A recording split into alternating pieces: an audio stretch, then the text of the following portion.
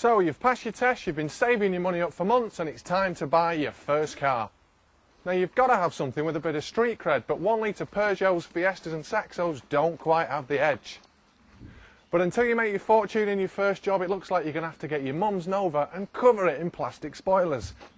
Lovely. Or you could completely break the mould, go for something you've never even thought of. One of these.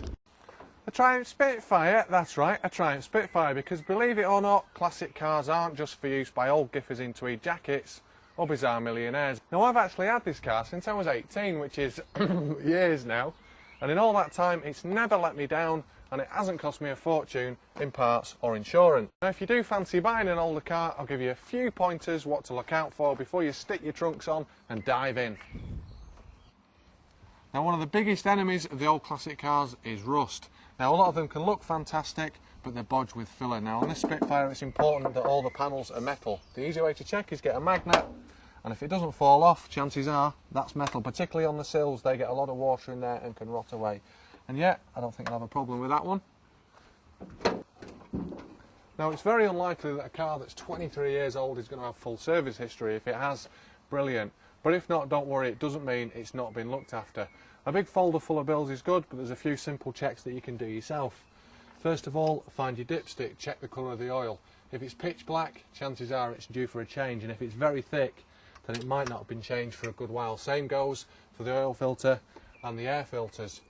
Another important thing is the condition of your rubber hoses. Give them a squeeze. If they crack and feel very hard, then again, they're going to need changing. Not a huge job, but if it's not been looked after, it could mean there's more problems actually inside the engine. But of course, the acid test is over at the back. Now the simplest test you can do to check if your engine's not so bad is look at the exhaust, or more importantly the smoke that does or doesn't come out of it. And to do that, start your car up, give it a bit of a rev. And as long as that smoke isn't thick black or thick blue, then you should be okay. Now these cars need to be run on leaded petrol or lead replacement unless they've been converted. Run them on unleaded and all the engine seals corrode very, very quickly and wear out, which is a major job to replace them. Now it's not the end of the world if the interior is a bit tatty on your car. Most of these panels, bits of carpet are available very cheaply, and these seat covers actually fitted those myself. Changed the gear knob, more modern steering wheel, and oh yeah, I stuck £3 worth of stereo in it.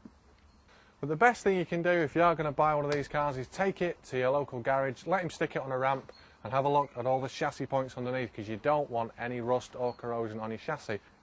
So we've got cheap parts, we've got cheap insurance. For me it was actually 90 quid fully comp for the year, and that's through a specialist classic insurance.